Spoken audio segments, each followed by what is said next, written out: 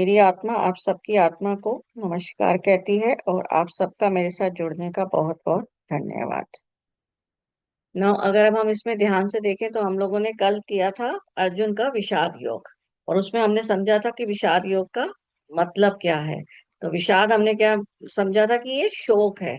तो हमारे अर्जुन जी का जो है ये शोक हो गया था उनको कि मैं युद्ध करूं या ना करूं, जिसमें हमने उसको समझा कि उसमें वो अंदर से क्या था। अगर बॉडी के अंदर उसको देखें तो हमारा क्या था, ईड़ा या पिंगला नाड़ी के बीच में, मतलब द्वंद में फंस गए।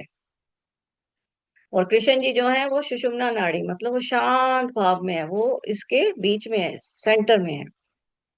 पर अर्जुन जी जो है जो वो द्वंद में फंसे हुए हैं कि उनको ये समझ नहीं आ रहा कि मैं क्या करूं। तो इसमें हम इसमें ईड़ा नाड़ी को हम बोलते हैं चंद्र नाड़ी, राइट, और पिंगला नाड़ी को हम बोलते हैं इसको सूर्य नाड़ी।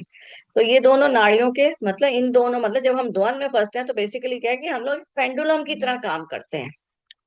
तो हमारा क्या है, हम पेंडुलम की तरह उसमें वर्क करते हैं।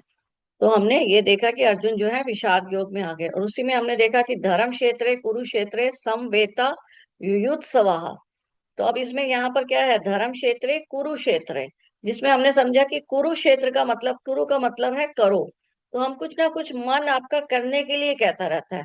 जो संघर्ष क्या है इस समय, अर्जुन का बॉडी जो है इस समय कुरुक्षेत्र की तरह है, उसके अंदर एक संघर्ष चल रहा है। और कृष्ण जो है वो सुषुम्ना नाड़ी होने की वजह से मौन में है, उन्हें आध्यात्मिक का ज्ञान है। अब इसमें जब है वो कुरुक्षेत्र की तरह चल रहा है, और विचारों को जब ये कंप्लीट शुद्ध हो जाते हैं तो हमारी बॉडी क्या बन जाती है, धर्म क्षेत्र बन जाती है।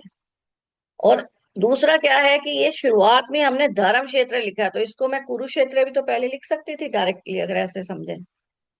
तो धर्म क्षेत्र कुरुक्षेत्र समवेता। अब ये एक्चुअल में ये जो लाइन है ये किसने कही हुई है, ये आपने कही हुई है धृतराष्ट्र जी ने, जो अज्ञानता के प्रतीक है। तो उन्होंने धर्म क्षेत्र कहा है किसको, कुरुक्षेत्र को ही। कुरुक्षेत्र एक ऐसी जगह थी, अगर हम फिजिकली चलें, मतलब अगर हम ज्योग्राफिकली चले, अगर हम कहें तो ज्योग्राफिकली जो कुरुक्षेत्र था, वो जो इनके पांडव कह लो या कौरवों के जो पूर्वज थे, उन्होंने यहाँ पर बहुत यज्ञ किया था। और इस जगह पे यज्ञ करने की वजह से इस क्षेत्र को धर्म क्षेत्र के नाम से कहा जाता है। मतलब जो यहाँ पर जिसके प्राण जो त्यागता है वो ऑटोमेटिकली उसको गति मिल जाती है। अगर आप देखें भी तो जिनका जैसे कहते हैं ना लोग बेड पे डेथ हुआ एंड ऑल, तो उन लोगों के लिए गति कराने के लिए कुरुक्षेत्र जाते हैं सब। मालूम है आप लोगों को। तो उसमें उसने क्या बताया कि धर्म क्षेत्र है, मतलब जो धर्म का क्षेत्र है। तो इसलिए ये वाला जो है भीष्म पितामह जी ने ये वाला क्षेत्र चूज किया था कि इस क्षेत्र में हम लोग युद्ध को करेंगे, ताकि जो, क्योंकि वॉर है तो वॉर में तो बहुत लोग मारे जाएंगे। तो इसलिए ये वाला क्षेत्र भीष्म पितामह जी ने चूज किया था कि हम लोग इस क्षेत्र में युद्ध करेंगे, ताकि जो भी यहाँ पर मरेगा वो सदगति को प्राप्त होगा। स्वर्ग नहीं हम कह रहे, सदगति को, मतलब उसकी गति तो हो जाएगी, मतलब मन फिर भी शांत से जाएगा उसका। सदगति मतलब है मन शांति से जाए। कई बार मन बड़ा व्याकुल भाव से गया तो इमीडिएटली वो क्या चाहेगा, वहां पर भी उसको शांति नहीं मिलेगी, उसके लिए वो जीवन नरक होगा वहां पर भी। तो सदगति प्राप्त होने के लिए तो उस जगह को धर्म क्षेत्र कहा है।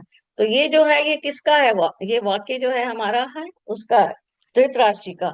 तो धृतराष्ट्र जी इसलिए कह रहे हैं कि जो धर्म क्षेत्र है और जहां पर इस समय क्या हो रहा है, वॉर होने वाली है, कुरुक्षेत्र जो बन चुका है, राइट, उनमें उन उस जगह में क्या हो रहा है, वो बड़ी व्याकुलता से ये पूछ रहे हैं संजय से, राइट। और फिर उसके बाद उन्होंने क्या बोला, मामका पांडवा शचेव किम पूर्वते संजय। मतलब उन्होंने सीधा यहीं पे हमें पहले ही बता दिया कि उनमें सेल्फिश का भाव है। उन्होंने ये नहीं कहा वो पांडव के पुत्र कौन थे, उनके ब्रदर के पुत्र थे। तो ये इंसान अगर पूछेगा तो ये कहेगा ना, मेरे पुत्र और मेरे भाई के पुत्र में क्या हो रहा है युद्ध क्षेत्र में।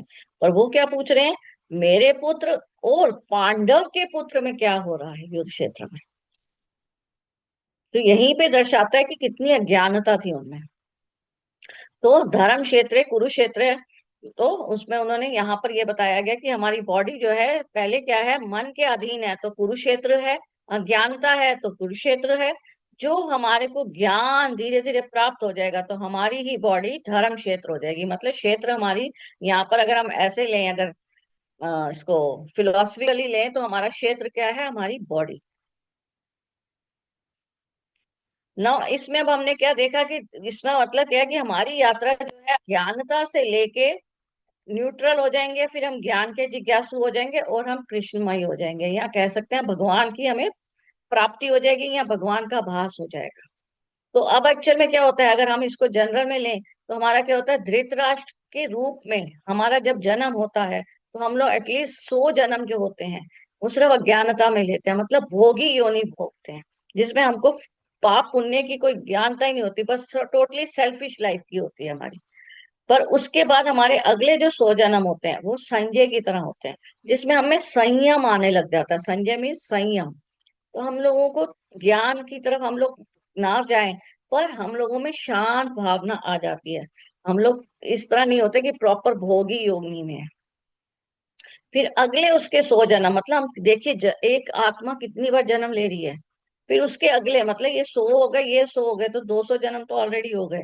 फिर ये अगले 300 जो 100 जन्म है, उसमें क्या होता है, जो इंसान को ये ज्ञान तो हो गया होता है, अब उसको ज्ञान की अभिलाषा हो जाती है कि मैं आया क्यों हूं इस धरती पे। वह प्रश्न उठने शुरू हो जाते हैं उसके मन में। तो जब वह प्रश्न उठने शुरू हो जाते हैं तब आप कौन बन गए हैं, अर्जुन। तो अर्जुन का अर्थात दूसरा मतलब हम मन से कहते हैं कि हमारे अंदर, हमारे मन में ये जिज्ञासा पैदा होती है। फिर हम ज्ञान की खोज में चल पड़ते हैं और उस समय हमारे लिए कृष्ण पैदा हो जाते हैं, जो हमको ज्ञान के रास्ते खोलते जाते हैं हमारे लिए।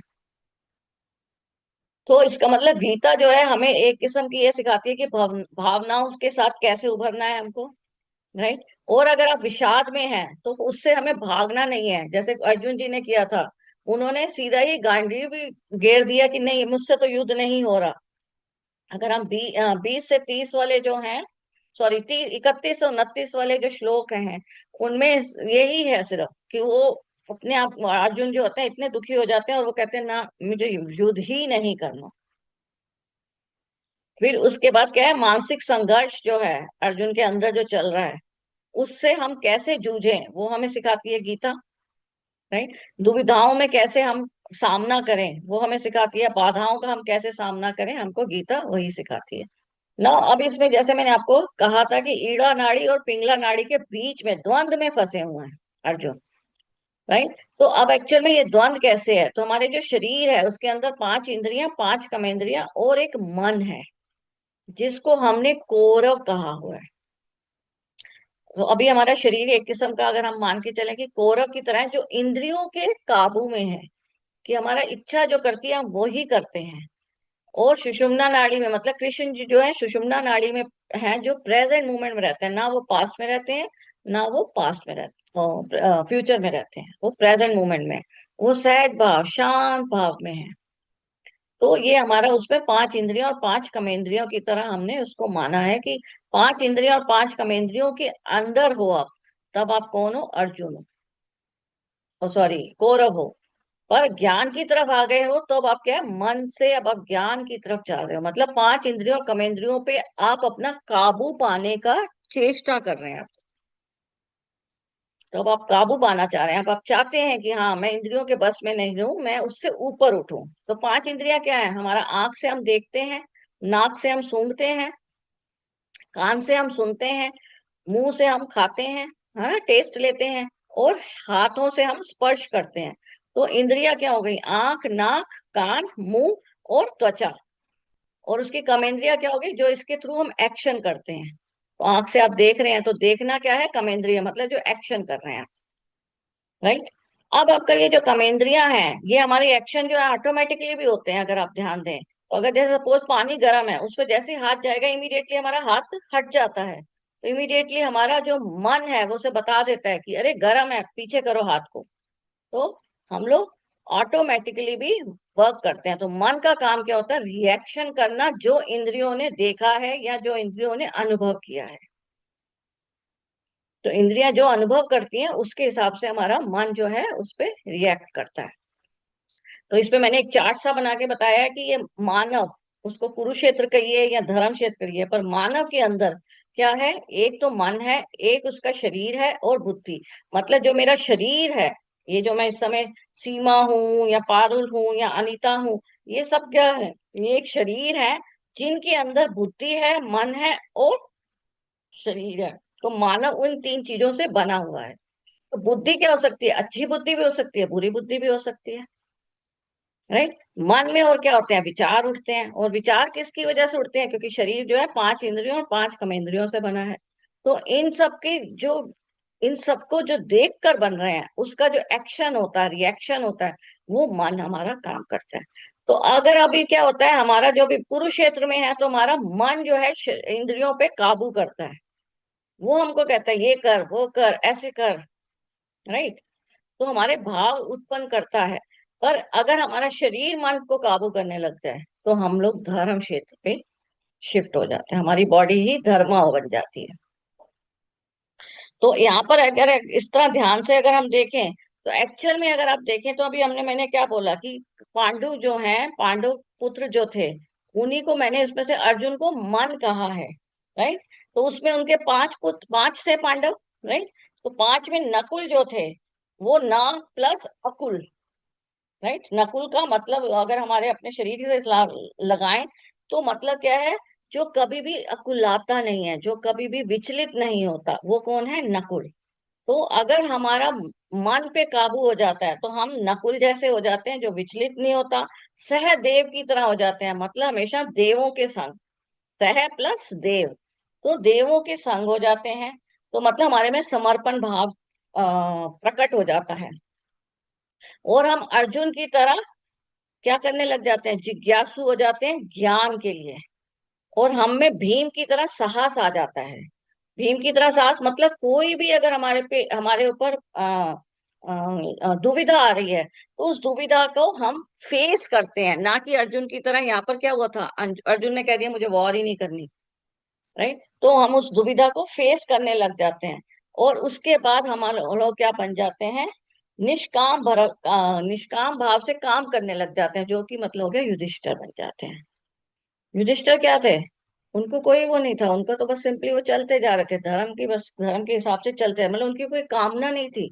कभी भी युधिष्ठिर के लिए हमने बताया, कहीं लिखा गया कि युधिष्ठिर को ये इच्छा थी या युधिष्ठिर को वो इच्छा थी? तो वो कामना रहित हो गए थे। तो पांच पांडव हमको ये बताते हैं। और सौ कौरव क्या है? सौ कौरव असत्य को बता रहे हैं। तो एक्चुअल में क्या होता है, जब हम पांच इंद्रियां या पांच कर्मेंद्रियों के अंडर काम करते हैं, तो ये जो पांच इंद्रियां हैं, एक एक इंद्री जो है, वो दस दस कार्यों के लिए है। अगर हम पतंजलि सूत्र में देखें, तो छोटे छोटे जो हम डेली वर्क कर रहे हैं, उस तरह के 10 कार्यों के लिए है। इसी तरह पांच कर्मेंद्रियां भी 10 कार्यों के लिए है। तो इन दोनों का 10 × 10 क्या हो गया? 100।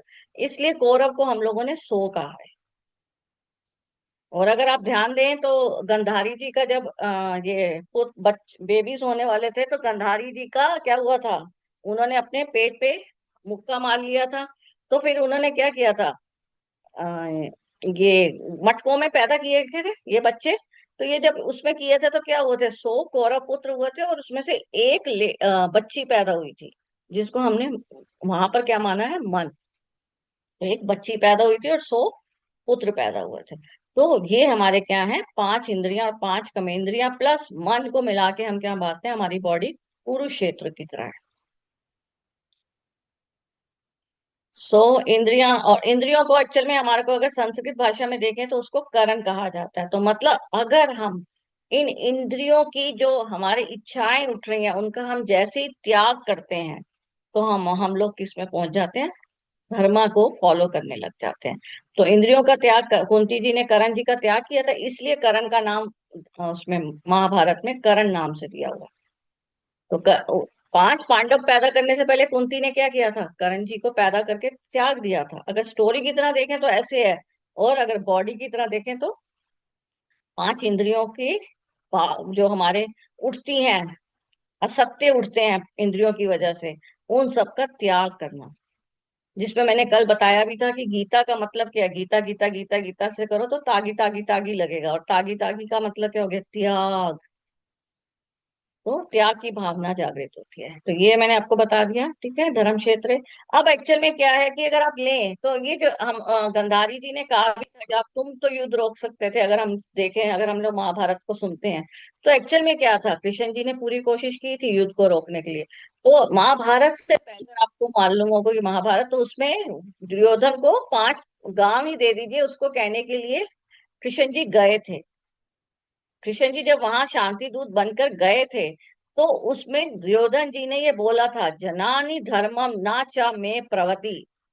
जो आपका मतलब क्या है कि मैं जानता हूं कि धर्म क्या है, पर मैं उसको फॉलो ही नहीं करना चाहता हूँ, क्योंकि मेरी रुचि ही नहीं है, मेरी ना प्रवृत्ति।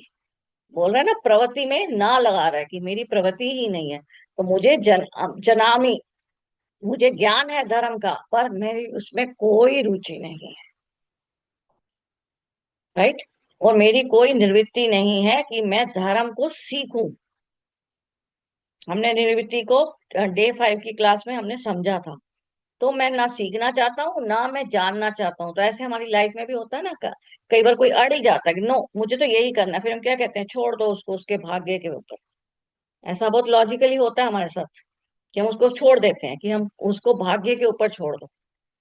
राइट। तो हम उस इंसान को फिर भाग्य पे छोड़ देते हैं, अब इसके साथ जो होना है होने दो। तो वही है कि कृष्ण जी ने पहले कोशिश की थी कि चल 5 गांव ही दे दे, पर दुर्योधन जी बिल्कुल तैयार ही नहीं थे। वो कहते थे मुझे कुछ भी नहीं देना है। तो आपको यहाँ पर विषाद योग में ही हमको पहली बार में ही ये पता चल जाता है कि इसका मतलब, अगर एक सत्य है तो हमारे पास 100 असत्य होते हैं। एक सत्य के साथ हमारे साथ क्या है, 100 असत्य हैं। और अगर आप इसमें ध्यान से देखें तो धृतराष्ट्र जी ने किससे शादी की थी, गंधारी जी। गंधारी जी ने क्या किया था, अपनी आंखों में पट्टी बांध ली थी। तो अगर मैं उसमें देखूं तो मैं उसको मान सकती हूँ कि उनका क्या था, उन्होंने एक तो खुद अज्ञानता था, और अज्ञानता ने कुबुद्धि को अपनाया हुआ था।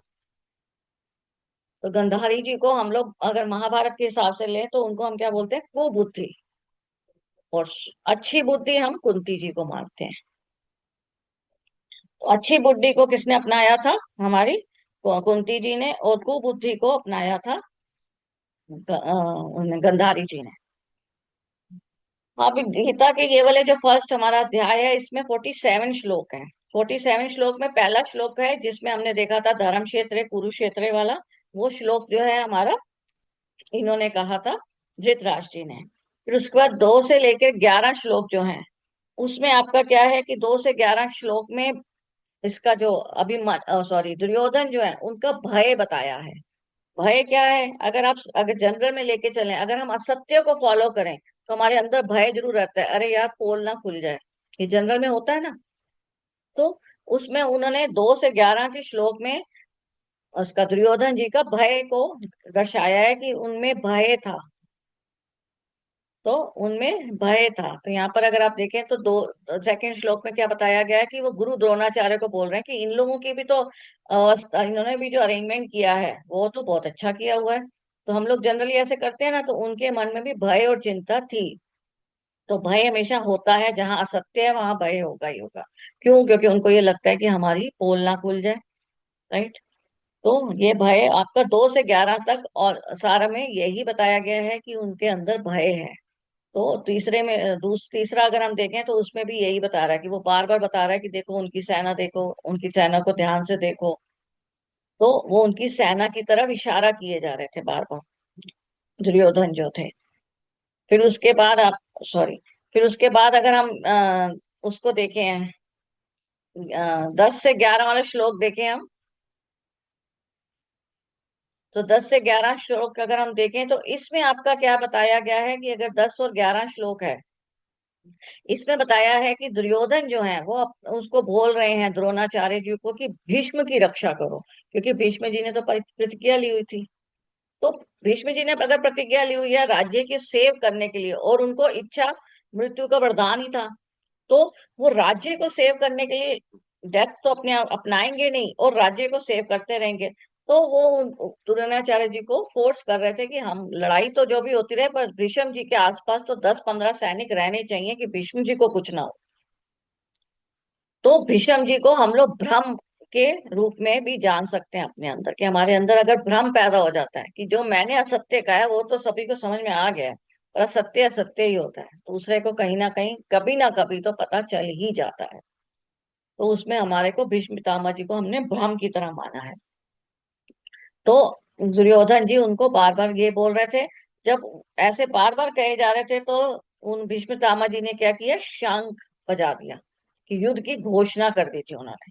अब जब उन्होंने युद्ध की घोषणा करने के बाद शंख बजाया, तो कृष्ण जी ने भी शंख बजाया था। तो कृष्ण जी के शंख को पंचजन्य शंख बोला गया है। पंचजन्य शंख मतलब होता है कि जिन्हों पांच इंद्रियों पे जिसका काबू हो। और वहीं पे ये युधिष्ठिर जी के शंख को सत्य का शंख बताया गया। तो शंख जो, अगर हम जनरल में मार्केट में जाए, हमें शंख की पहचान नहीं है, पर अदरवाइज इस टाइप के शंख होते हैं। तो हम जो मॉर्निंग में जो लोग पूजा में शंख बजाते हैं, उससे जोन सा वाला शंख बजा रहे हो, वो वाली वृत्ति हमारे अंदर प्रवेश करती है। तो वहां पर आपको शंखों के बारे में बताया गया है कि वो शंख उन्होंने वो वाला बजाया, और अर्जुन जी ने, सॉरी, युधिष्ठिर जी ने सत्य वाला बजाया, और कृष्ण जी ने पांच इंद्रियों पे काबू करने वाला शंख बजाया। फिर उसके बाद क्या हुआ था, उसके बाद जो है आपका 31 से लेके 39 श्लोक तक अर्जुन जी ये बोलते हैं कृष्ण जी से कि मेरा रथ जो है बीच में ले जाओ। जो मैंने पहले ही बताया कि वो द्वंद में फंसे हुए हैं। बीच का मतलब क्या है, कि वो एक तरफ से सत्य को देख रहे हैं, एक तरफ से असत्य को देख रहे हैं, और उस दुविधा में फंसे हुए हैं कि हम लोग अब क्या करूं। क्योंकि वो अब वॉर नहीं चाह रहे हैं, उनके मन में इतनी दुविधा और इतनी मन में इतना अशांति है कि अब वो चाह रहे हैं कि नहीं, छोड़ो। तो हमारा मन भी कई बार इस टाइप का होता है। तो वो आपका वो वहां पर दर्शा रहा है। तो उसके बाद आपका जो बाकी 40 to 47 श्लोक है, उसमें आपका बेसिकली फिर यही है कि वो उसको अपनी जो, अगर हमारे को अगर सपोज किसी बात का डर होता है, हमारे मन में आ जाता है कि नहीं यार मैंने ये नहीं करना, तो हम उसके लिए जस्टिफिकेशन करने लग जाते हैं। हम उसको जस्टिफाई करने लग जाते हैं कि नहीं, ये भी तो है, मेरे ही तो चाचा के बच्चे हैं, क्या फायदा इस वॉर का, ये है वो है। तो वो कृष्ण जी को जस्टिफाई करने लग जाते हैं। तो वो प्रॉपर उनको जस्टिफाई करते हैं। तो मेन हमारा जो फर्स्ट अध्याय है, जिसमें हमने देखा कि अगर कोई असत्य का फॉलो करता है, उसमें भी क्या होता है, भय और शंका होती है, क्योंकि उसको लगता है मेरा सत्य कभी ना कभी सामने आ जाएगा।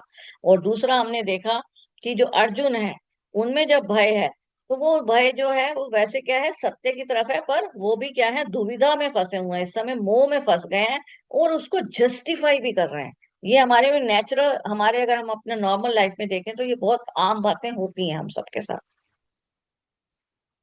तो फर्स्ट चैप्टर में यही सब है, जिसमें बताया गया कि अगर एक सत्य होता है तो 100 असत्य तो पैदा होते ही होते हैं। इसलिए कौरव जो हैं 100 बताए गए हैं, क्योंकि पांच इंद्रियों से 10 असत्य पैदा होते हैं। दूसरी पांच इंद्रियां तो 10 10 करके यही 100 हो जाएंगे, और 50 हो जाएंगे, और दूसरी वाली पांच कर्मेंद्रियों से फिर जो होंगे वो 50, तो आपके क्या हो जाएंगे, टोटल 100। तो उनके बहुत सारे पतंजलि में नाम भी दिए गए हैं, पर लॉजिकली जो हम लोग डेली लाइफ में करते हैं उसी के हिसाब से ही है वो। तो आज का हमने पहले अध्याय को बहुत डिटेल में हमने देखा, उसको बॉडी के साथ भी रिलेट किया। अगर आप में से किसी का डाउट है तो आप पूछ सकते हैं।